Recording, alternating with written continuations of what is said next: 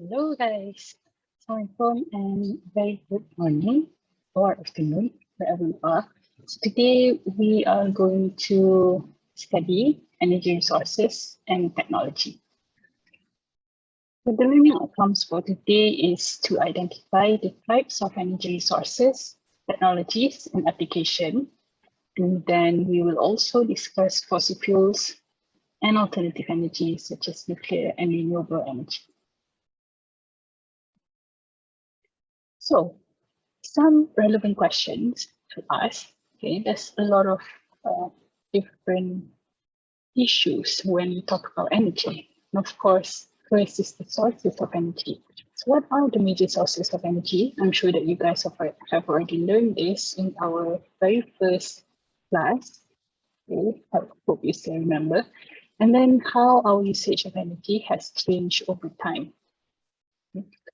So this relates to our technological advances and the population changes. Apart from that, we also need to ask about the energy use. So what purpose exactly is the energy used for? Then what are the challenges, of course? So we see a lot of different challenges when we talk about energy, actually, in terms of the technology is one thing, of course, but there's also the issue about the environment. And we know that there's a negative repercussion if we do not control the energy that we're using and we're producing, right? So the sources of energy, this one is reiteration of what we have learned previously. So of course, energy is the ability to do work, okay? And it changes. It has various forms. Okay, it changes from potential, it can be in kinetic energy, can be a mechanical energy, can be chemical energy. And of course, when we're talking about energy in the perspective of energy systems, we want this energy to be something that will help us. Okay, and that requires the energy to be converted into a form that would be useful to us. So for example, we have different systems where potential energy is changed into kinetic energy, or thermal energy changes into mechanical energy, so on and so forth. So basically, it will involve change of state. Okay, I know we've talked about entropy last week, right? Where the major tendency is to move from order to disorder. Okay, so we look at that with, if you look at ordered situation, that is usually a mechanical energy. Okay, whereas in disordered kind of energy is related to thermal energy. So we see that even the efficiency of some systems will never be 100, because there will always be energy that runs off to other state, which is in disorder. Okay, so it's released in the form of thermal energy or sound or friction. Okay, so we can look at temperature as a level of disordered energy. So, okay, next we can look at energy resources. So there are some of the natural energy resources are as listed. Here we have biomass, we have waves in water, wind, coal, sunlight, oil and gas, and even nuclear. Okay, and that comes from rare molecules such as plutonium or uranium. But basically, if we're talking about energy consumption for us as a whole world, it is sum of total energy consumption, which also includes electricity, transport, and heating. You can look here. So in this map, so you can see that here it's China, okay, and this is United States. Okay, we see these two countries consume a lot of energy. Okay. And this is in the realm of 10,000 to more than 25,000 terawatt hours. So you can imagine how much that is. Compared to us here in Malaysia, we see, we are around 1,000 to 200, 2,500 terawatt hours the consumption. Of course, this is in 2019, and if we're looking at energy consumption, it's always usually it always goes up, okay, because it's related to our population growth and also our GDP as well. Because as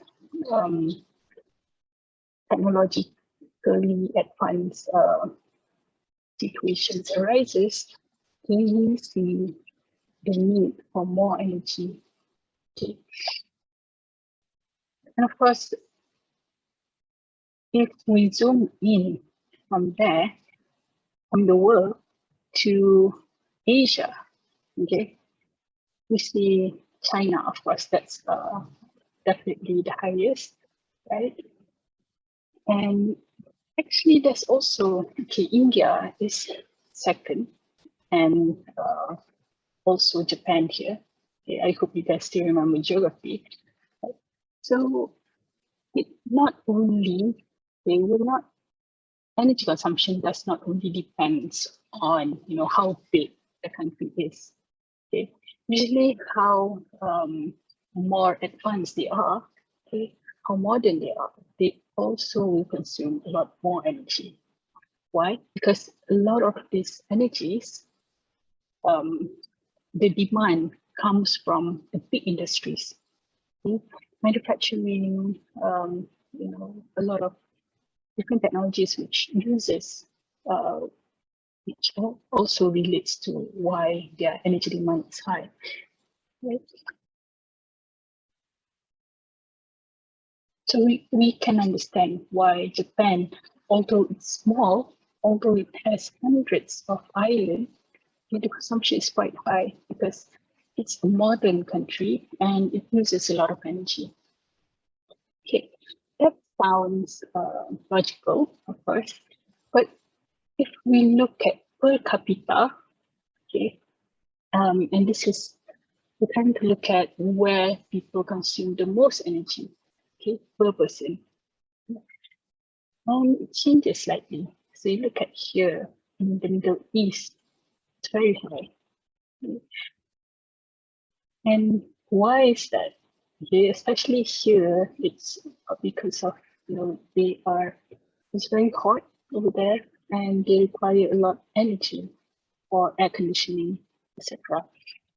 So, a lot of other natural resources, for example, their water, so they do water desalination.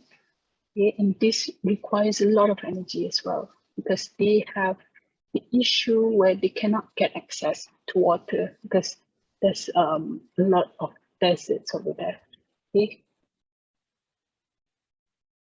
So surprisingly, for us here, we do consume a lot if we're looking at per capita, right? So if we look at all of that, right, and that's definitely energy consumption, we know that the percentage, it differs by country. But if we look further, where does this energy comes from, right? And we look at this data, right? And it's very easy to see that the first top three is fossil fuels, okay? Oil, coal, and gas. This is the three highest primary energy source that are used in our world, okay? The others are falling. I mean, are lower than that. Sorry, it's not falling. But the trend is also getting higher, as we mentioned before. The energy demand, energy consumption is usually going to get higher due to various reasons.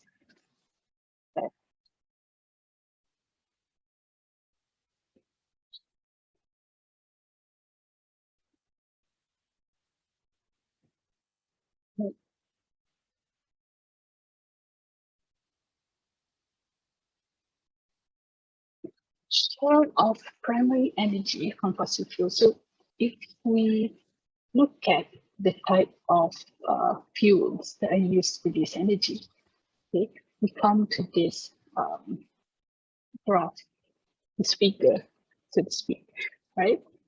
And you know, the bright red here, okay, the rightmost one, will highlight the highest share of fossil fuels. And we see that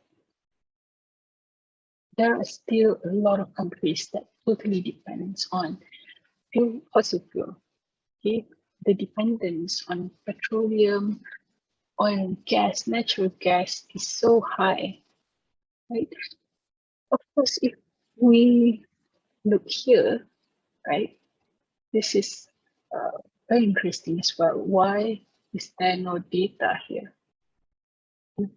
This is South Africa, in case guys are not sure, right? So what happens with Africa is that there's a lot of poor countries in Africa, okay, and they do not have access to even fossil fuels. Okay? Their major source of energy usually comes from biomass. So they find wood, okay? They find coke, they find charcoal, and they use that for various purposes. So usually for cooking, right? So we see that there's definitely a discrepancy within the world, basically. Okay, how much access we get to fossil fuels also depends on, you know, the economy of a country, for example. Okay, everything is interrelated, right? Which is why it's very, very important, and also it's such an intricate issue. Okay, if we're talking about energy, why renewable energy is, you know, doesn't get adopted at the speed that we thought it could. Okay, why? Because we depend a lot of the countries depend a lot on fossil fuels. Okay, and there's a reason for that, right? So of course, if we're talking about fossil fuels, there's this theory called Hubert peak theory. So some of you might heard about peak oil, for example. Okay, so Hubert peak theory is named after American geophysicist Marion King Hubbert, who predicted the future of petroleum supplies. Okay, this is actually the concept of peak oil. So basically, we're saying that the resources are not infinite. Okay, it's gonna finish sometime, right? So because of that finiteness, okay, there's a limit as to how much fuel you can extract from the earth.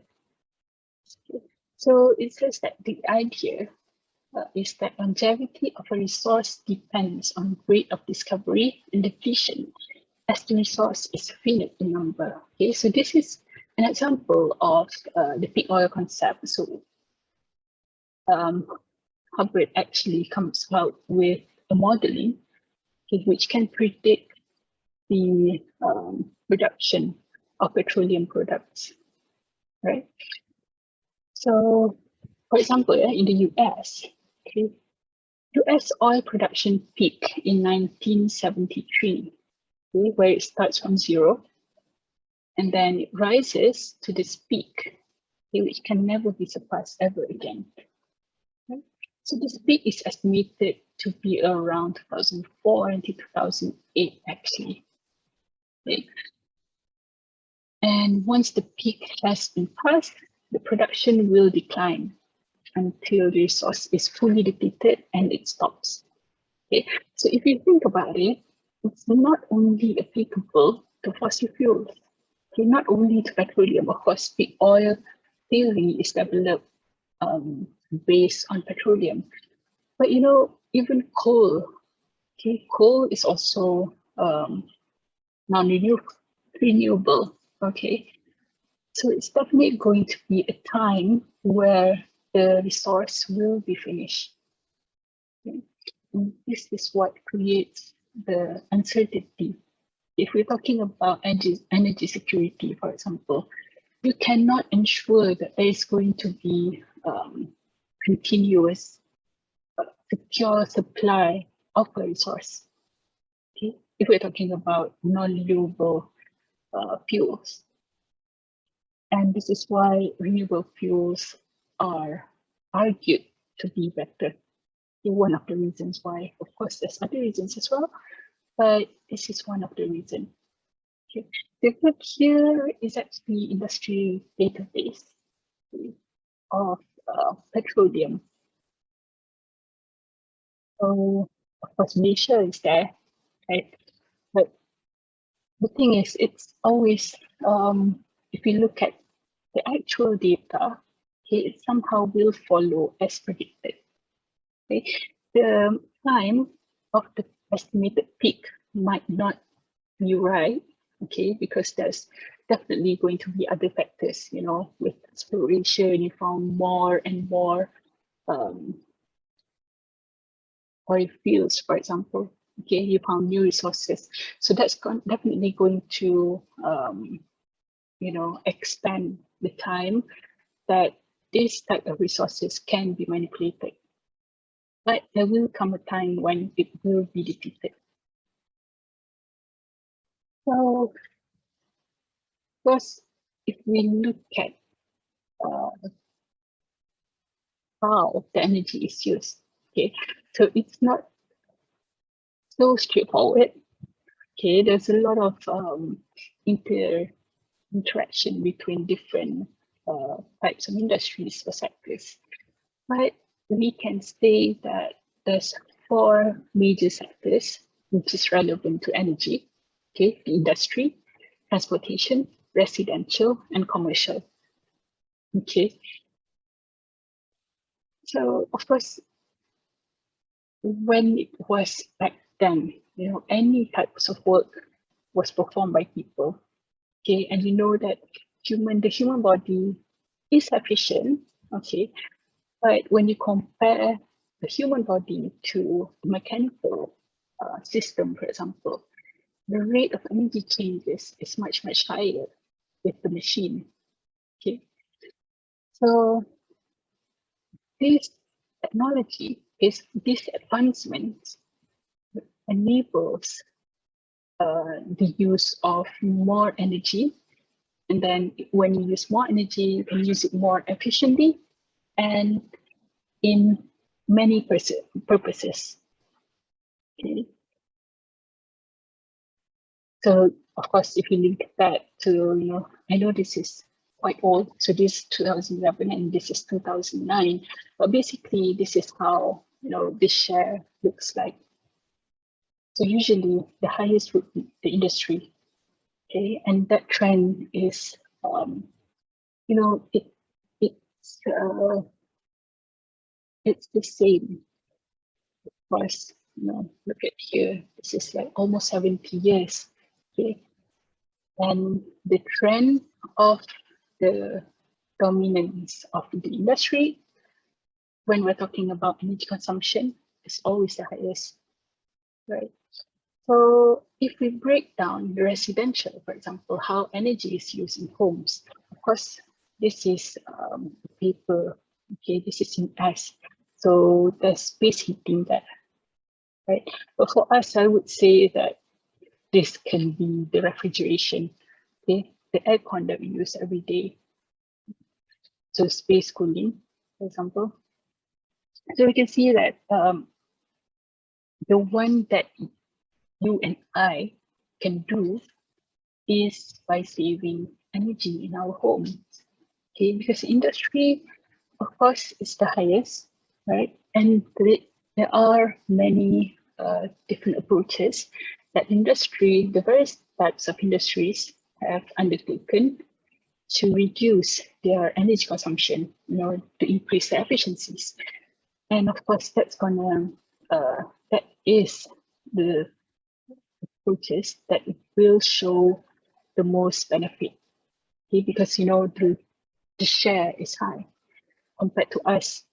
You know, individually, we might not be able to make much dent, okay, in the energy consumption.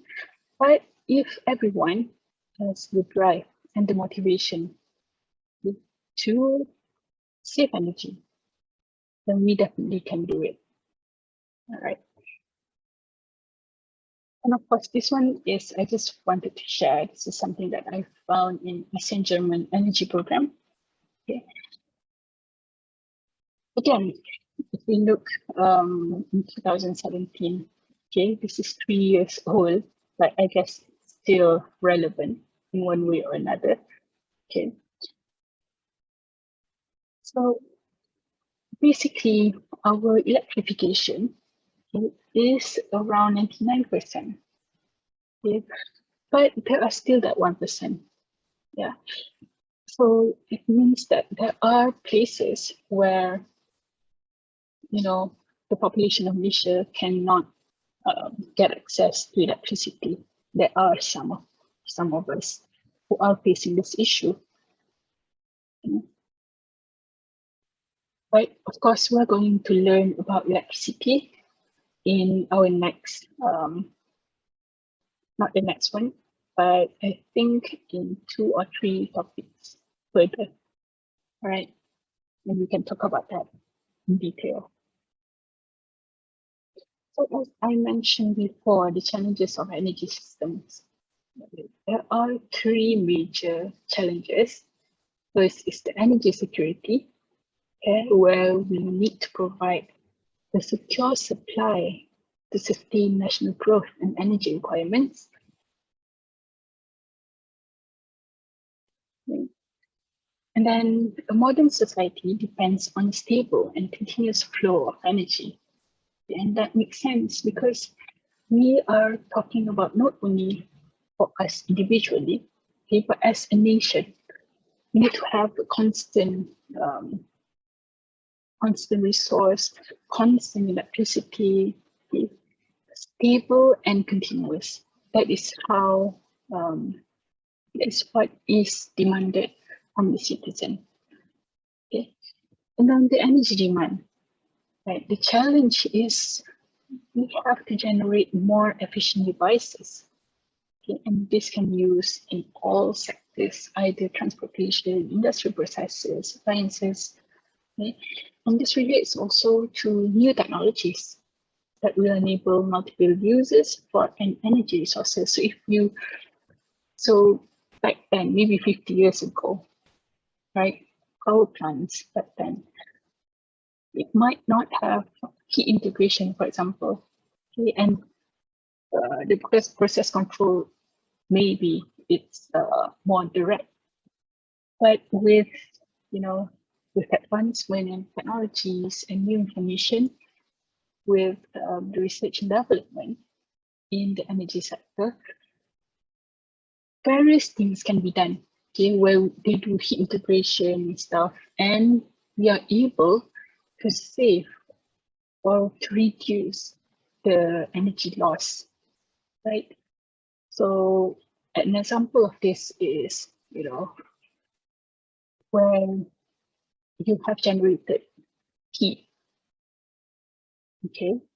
So this heat, previously it might just be released to the environment, okay? But with heat integration, you can actually use that heat with other system in the same factory, for example. Okay, so basically you can share the heat, and then these two systems rely on each other rather than having 2 separate systems where each of them will heat specific portion, for example, right? So lastly is the challenge towards the environment. Okay, of course, we're talking about fossil fuels. The most important thing is how bad it is to the environment. Okay, so the challenge is provide environmentally safe sources of energy, and of course, the energy transition itself, like how energy moves from solid to gases, right? These things can affect the environment in many ways. Okay, so a lot of these become challenges to the energy systems, but at the same time, it's also potential, I would say. Okay, so you have the drive there to advance or propel yourself towards new technologies. Okay. So going back from that, okay, we're going to talk about conventional energy resources.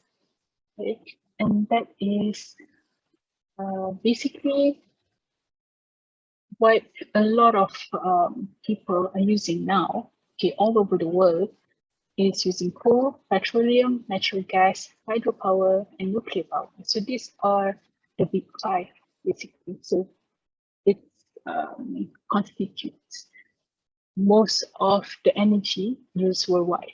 Okay, of course, it differs from different countries. Okay, but if we look as a whole, then this is how it is. Okay. Of course, we have renewable and non-renewable. So for this week, we're going to focus on the non-renewables first. Okay, and we're going to look into the renewables next week. Right. So first is coal, right? Coal is actually, it's formed more than 300 million years ago from decayed swamp plant matter that cannot decompose in the low oxygen underwater environment. So imagine 300 million years ago in swamps. Okay? So when the plants died, the remains will build up. Okay, remember this process happens in millions of years. So when it dies, it forms deposits, forms sediment, right? And then, from the organic remains, bacteria will break down some of that, okay, and leaving behind mostly carbon. And, as time goes on, okay, the sediment will increase, right? And you can imagine the temperature, the pressure is going to increase as well.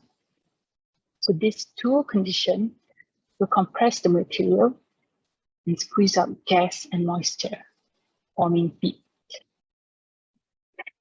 So, of course, this will happen again and again and again across thousands of millions of years.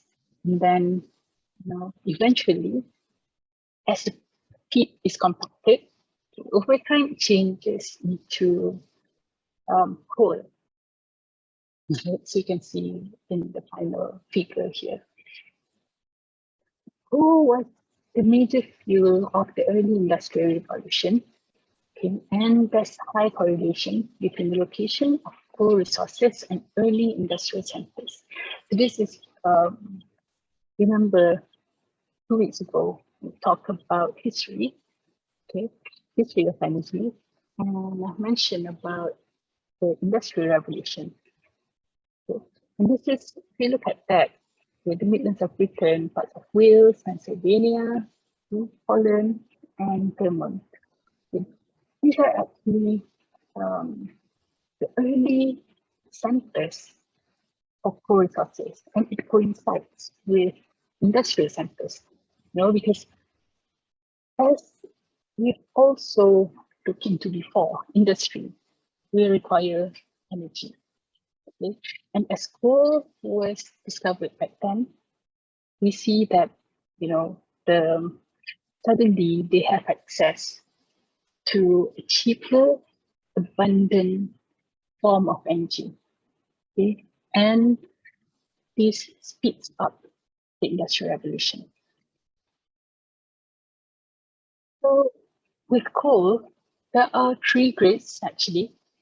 We have anthracite, which is the highest grade, and that contains over 85% carbon. It's most efficient to be burnt, and it also contains a lower sulfur content. And so this is actually the least polluting forms of coal, right? But of course, this one is also the most exploited and the one most rapidly depleted nowadays. Yeah. The second grade is bituminous. It is a medium grade coal and contains about 50 to 75% carbon content. It has higher sulfur content and is less fuel efficient. But it's also, if you look at the abundance of it, the USA is actually the most abundant coal. Lastly is lignite. It's the lowest grade of coal with about 40% carbon content, and it has low energy content. But it's also the one most sulfurous and most polluting. Right. So coal, what is the application? Right. So of course, about 90% of coals are used in power stations or power plants, produce high pressure steam, right? And this steam will drive the turbines to generate electricity. So this is why it's called thermal coal. Right? And other than that, it's also used to fire cement, right? And used in steam engines until the middle of the 20th century. So apart from thermal coal, we have metallurgical coal, which is used as a source of carbon. And this is very important as well because it is used to convert a metal ore to metal. Okay, so the one where where the ores was mined, okay, in order to purify that, you need coal, you need carbon actually. So why do you need coal? It's used to remove the oxygen because you want it to combine with oxygen. The carbon in coal will combine with oxygen to form CO2. And that way, the ores will be refined into metal. Of course, other than that, coal is also categorized as coking coal. And this is a specific type of metallurgical coal and used to make iron in blast furnaces. And lastly, when it comes to alternative uses of coal, because the coal industry, okay, although it's a very old industry, right? But with rising energy prices and the finite resources, okay, so the coal industry has to look into other things, basically. So they have to redevelop their structure.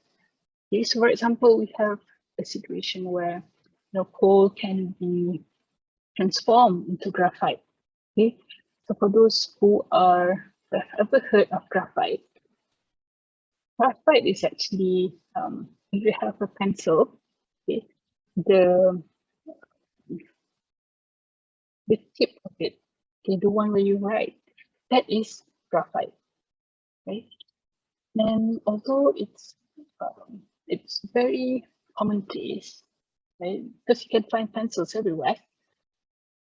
However, graphite can also be used in other things nowadays. Okay, in the past 10 to 20 years, with advances in nanotechnology, okay, FYI, graphite is also considered as nanotechnology material. Okay, so graphite has now found a lot of different applications. Okay, and it's very, very interesting field actually.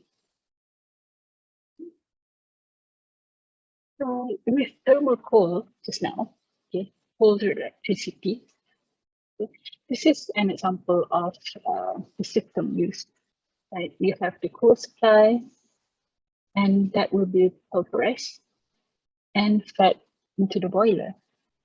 Okay, and boiler, of course, yeah, will compress the coal, and there will be a heat exchanger system here, where the water will be heated, and the heated water will naturally form steam, and the steam will be fed into the steam turbines producing electricity.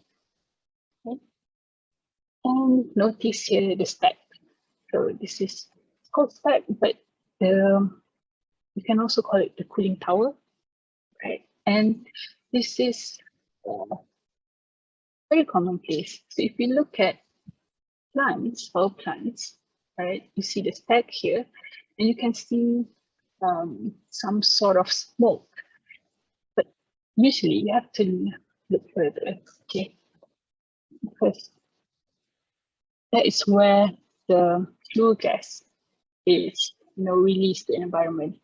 Okay, and we will look into flue gas in our next lecture as well. Right.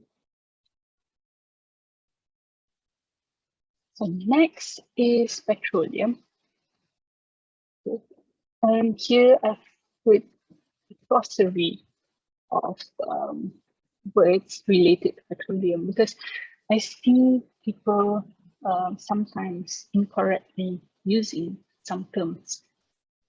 Okay, so we have petroleum, and petroleum collectively refers to crude oil, natural gas, and solid hydrocarbon mixtures like tar and asphalt.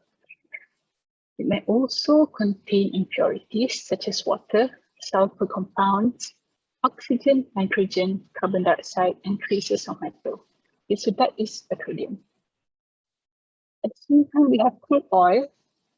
Okay, crude oil is actually a mixture of hydrocarbons that is as a liquid in underground geologic formation and remains a liquid when brought to the surface. Okay.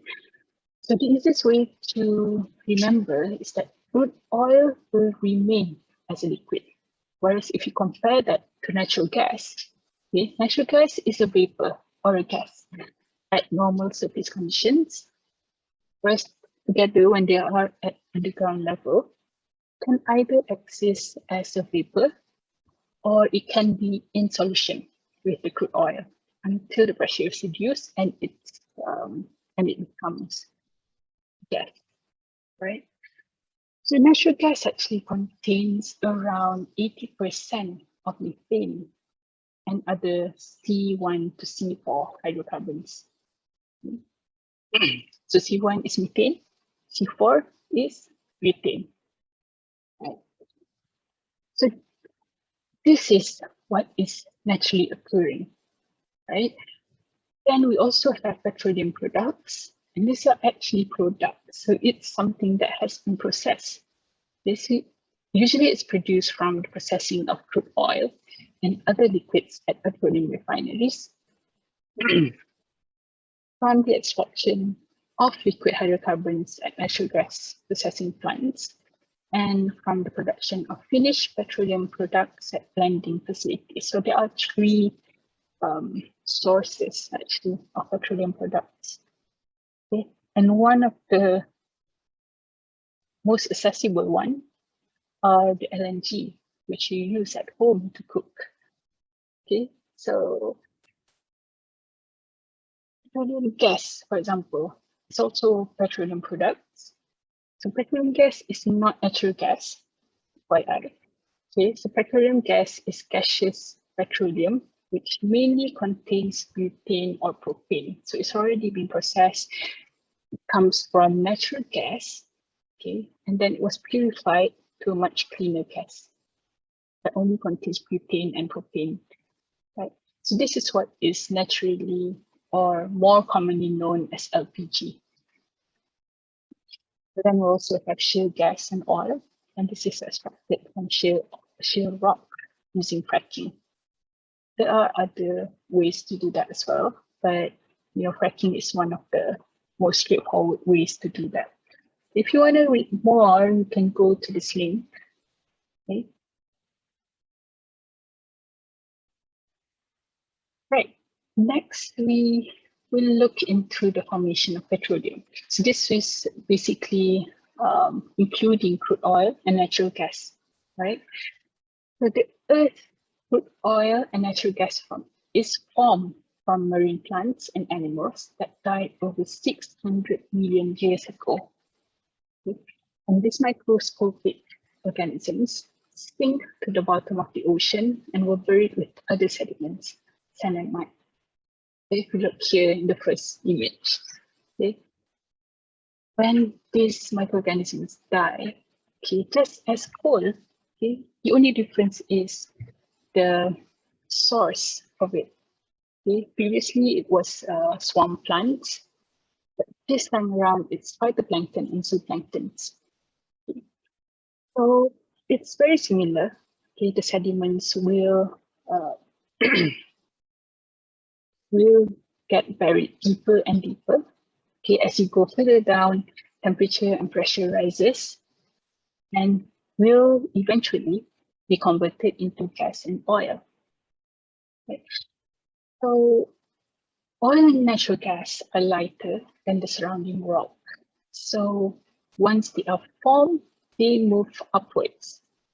Okay, because they are lighter, right? And they will definitely move up. So when they so there are tiny gaps, okay, in pores in the surrounding rock. So some are released to the surface in vents, while other deposits get trapped under impermeable layers of rock or clay. Okay, and with low pores, it's not going to be able to be released into the atmosphere. Okay? And these trapped deposits are where we find oil and natural gas today. Okay. That's also, if you look at ONG, right, or petroleum, it also has different characteristics. Okay, you can have heavy oil, you can have light oil, and you can have the natural gas. Okay? So how these things are formed is related to the processes that depended largely on the depth of the source rocks. Okay, so if it's relatively shallow, the temperature will range from about 60 to 80 degrees Celsius, and the organic matter will be converted into heavy oil. At lower depths and higher temperatures, and we're talking about 80 to 175 degrees Celsius, the heavier long-chain organic molecules began to break up into shorter molecules to form medium and light oil, right? And wherever the temperature exceeded 175 degrees Celsius, the molecules became even shorter and lighter, and this matter will be transformed to reach gas. And by the time it reaches 315 degrees Celsius, all of it will be transformed to dry gas, and that is methane. Right? Which is why we get, diverse types of oil in an oil deposit. Okay? So, of course, as a summary, the formation of oil deposits is from the decay of billions of microscopic plants in sedimentary rocks, right? And there's depth and temperature there. And the oil window is actually 7,000 to 15,000 feet, right? And of course, it's created over the last 600 million years ago. So when new sources of petroleum are discovered, okay, it's actually related to the geologic history of an area, right? Because the formation definitely would relate to what happened back then, 600,000 years ago. Okay? And give perspective, about 90% of all petroleum resources have been discovered, right? And of course, the production versus consumption issue. Okay? We have the geographical differences. There are some places where there's no access to fossil fuels at all, where other places has an abundant access to that, right? And this contributes to political problems linked with oil supply. So crude oil, actually, we cannot directly use that, okay, because it contains many a diverse type of molecules, right? And different systems require different types of fuels. Okay, so usually, so this is what happens in oil refineries. Okay, so actually, it's much more complicated than this, but this is a simplified overview. Okay, so you have your crude oil here, and this will go into the distillation tower. Okay, distillation tower is where the crude oil will be separated into different molecules, okay, depending on its boiling point. Okay, so you have the lighter molecules, the gas, okay, going up, going out at the top, and the heaviest one will come out from the bottom, right? And of course, from here as well, you can get the many types of different fuels. For example, you can get the fuel gases, propane, butane, okay, right almost at the top, and you can get gasoline, okay, different octanes of gasoline. When you pump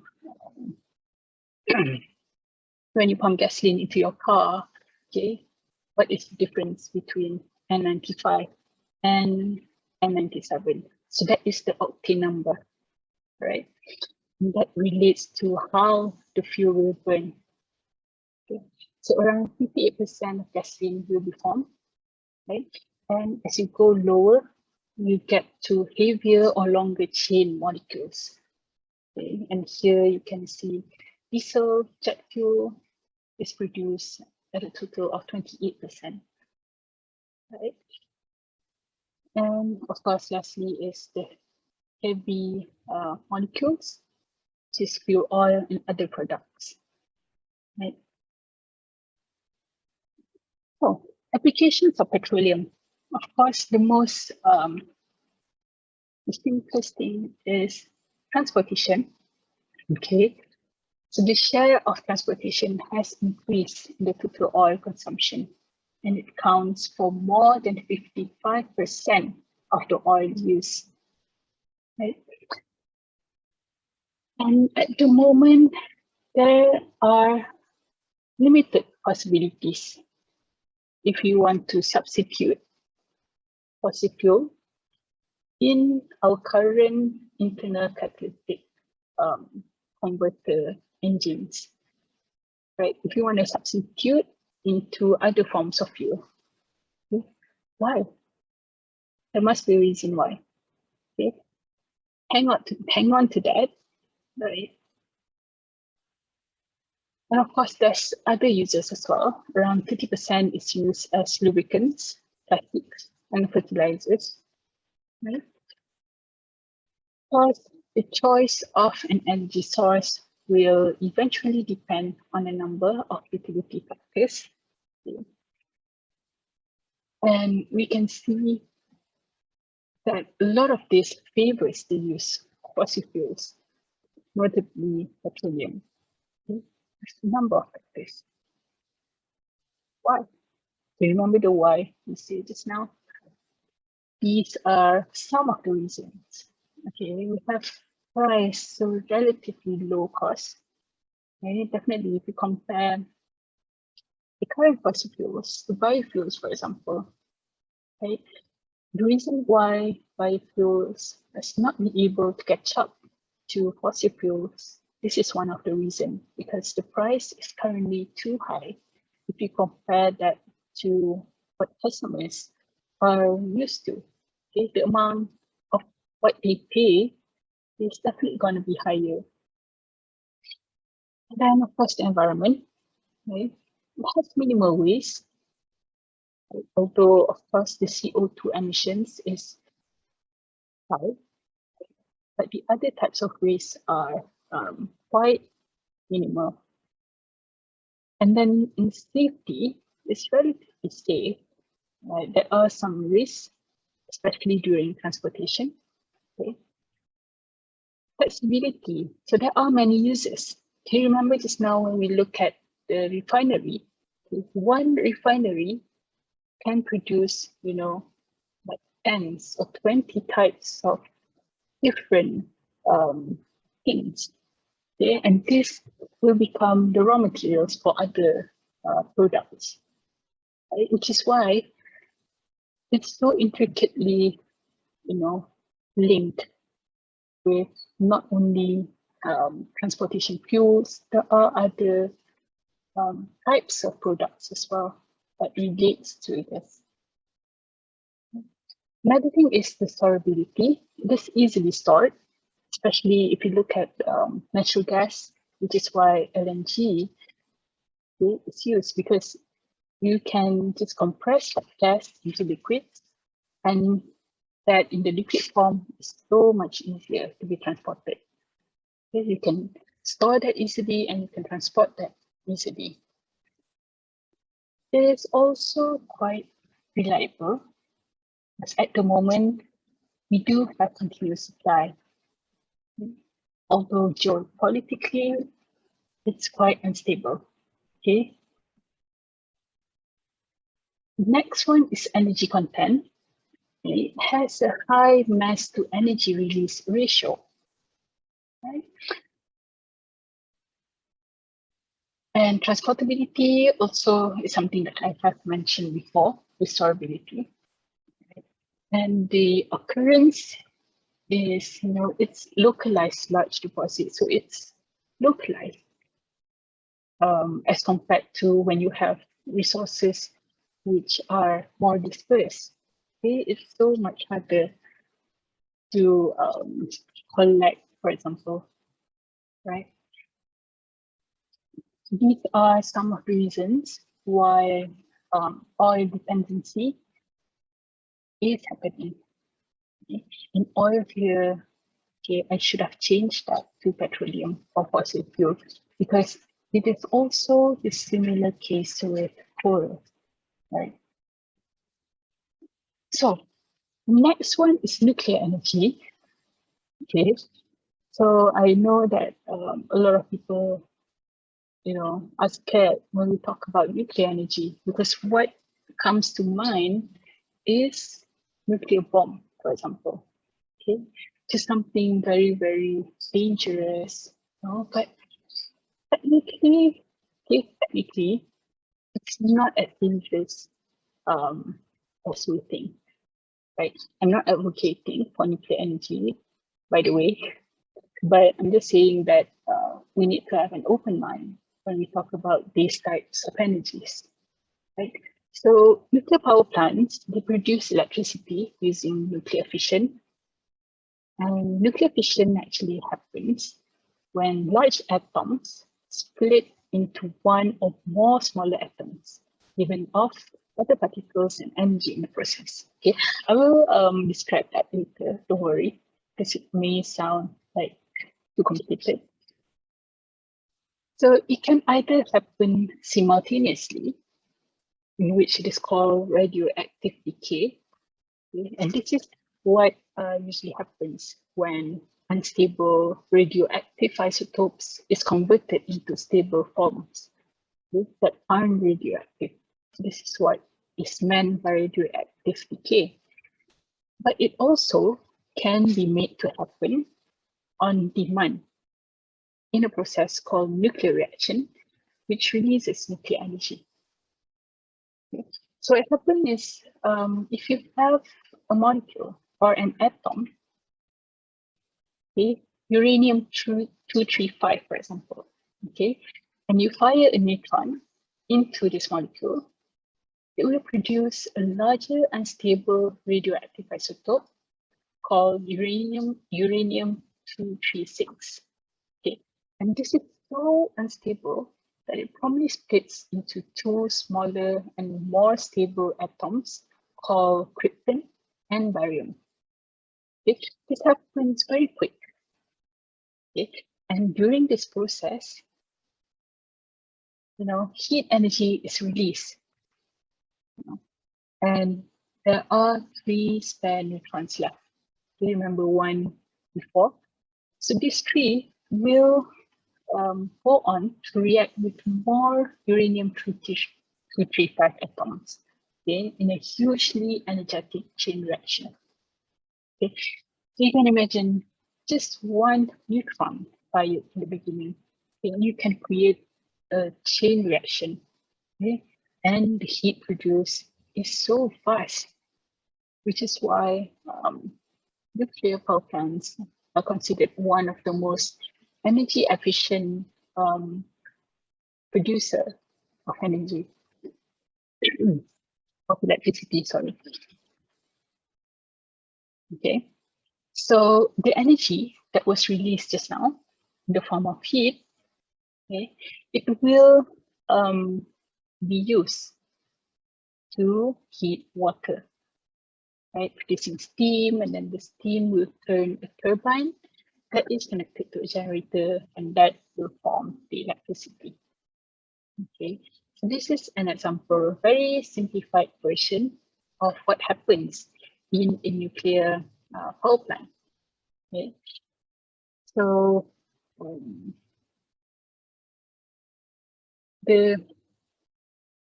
if you look in a nuclear reactor, okay, so you might ask, like, if it's a chain reaction, how do you stop that?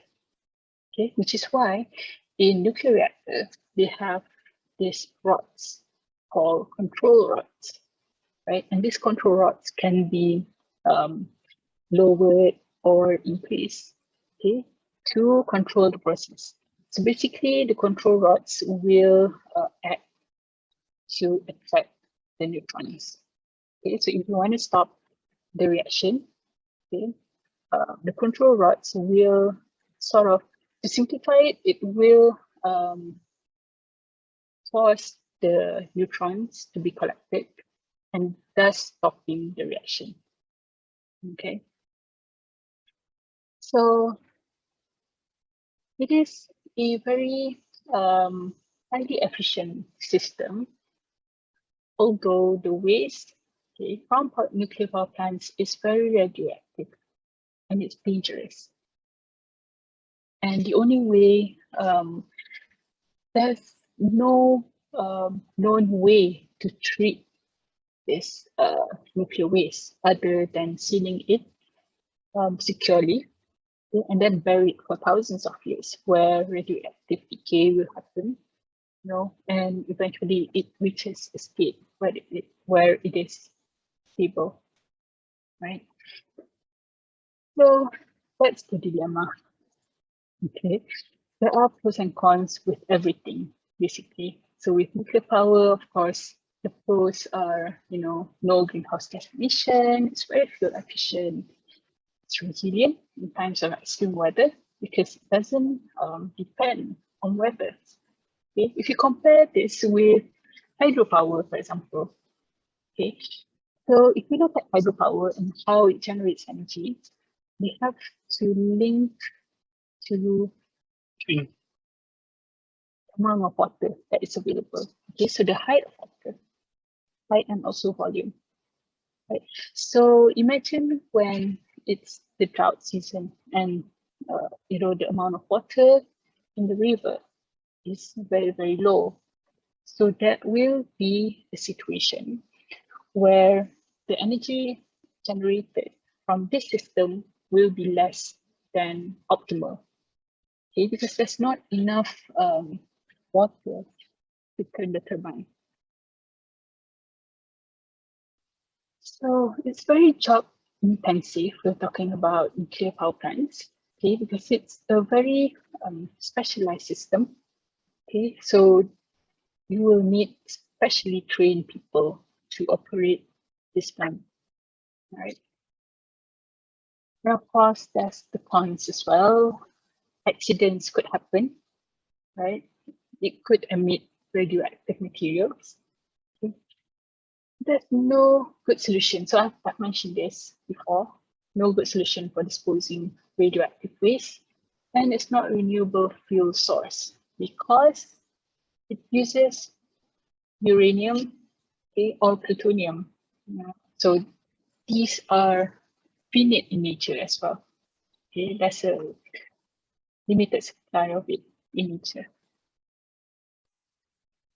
So if we compare that to fossil fuels, of course, fossil fuel has its own advantages and disadvantages. Okay. Some of the advantages is changing the chemical energy. Fossil fuels into electric energy is very easy. Okay. And fossil fuels are relatively inexpensive and easy to transport, while the disadvantage is its finite resources, and the extraction and consumption of fossil fuels threatens the environment through pollution, ecosystem disruption, and climate change. So I hope you guys are clear about what we have covered today, right? So basically, we talked about so the majority of the class today is talking about the generation of the conventional types of energy. Okay, and we have come to the end of this lecture, right? Looking forward to seeing you guys in the next video, which will be also the same topic, right? But we're going to look into the renewable energy sources next, right? So thanks for watching. Bye.